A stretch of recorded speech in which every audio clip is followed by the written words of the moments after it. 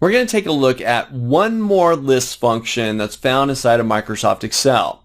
We actually saw this one in kind of a roundabout way in an earlier lecture during this course when we were talking about subtotals. We didn't drill down into it, but the subtotal feature utilizes a function to create the calculations called subtotal. So we're going to take a look at the pros, the big advantages that you get here, utilizing the subtotal function within Excel. Take a look. So once again, I've got the exercise file open and I'm still working with the list functions worksheet where we were playing around with the daverage, dsum, and dcount functions.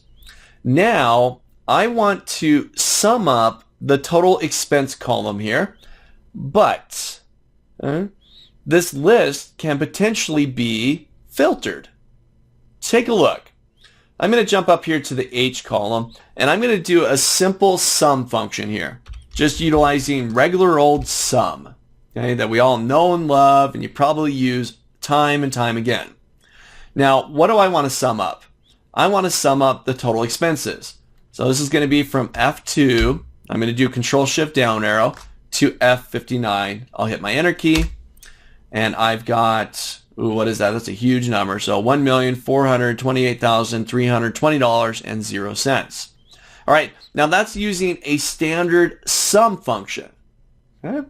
Now, what if I now filter this list? What would happen to that number? Well, we're going to find out here in a moment. Now, I'm going to jump over to the I column, and I'm going to create a very similar function here. I want to sum up that range of cells, but rather than using the standard sum function, I'm going to use the subtotal function, and I'm going to tell it the type of subtotal that I want is a sum. Watch this. So I'm inside of I1. I'll go up to my Formulas tab. I'm going to go to Insert Function, and I'm going to find the subtotal function. I'll type subtotal in. I'm going to hit Go. There's subtotal. So returns a subtotal in a list or a database. Okay, that's not very descriptive, but great. All right. I'm going to hit OK. So now the first thing it wants to know is the function number. For a subtotal, it needs to know, well, what type of subtotal do you want to perform here? Do you want to do a sum, an average, a count, a min, or a maximum? What type of subtotal do you want? Well, it tells me down below that function number is a number 1 to 11 that specifies a summary function for the subtotal. Okay, great. So I got 11 different subtotal functions that I can perform here. Well, what does 1 mean? What does 2 mean? What is 3 and so on? What's 11? How do I get to a sum function? Well, in order to find out what 1 to 11, 1, 2, 3, 4, 5, 6, 7, 8, 9, 10, 11 mean, I'm going to click on the link down here that says help on this function. So this will take just a moment to launch, but this is going to bring up my help window, and it brought up help on the subtotal function. This is great. I'm going to scroll down, and I can see that a 1 would be average, 2 would be count, and so on. I want a sum. So I'm going to find number 9 is a sum. So I'll close my help window. I'm going to type in the number 9, which means sum. Now the next thing, they're calling it ref1 or reference 1. I need to tell it the range of cells that I actually want to subtotal. In this case, that I want to sum up.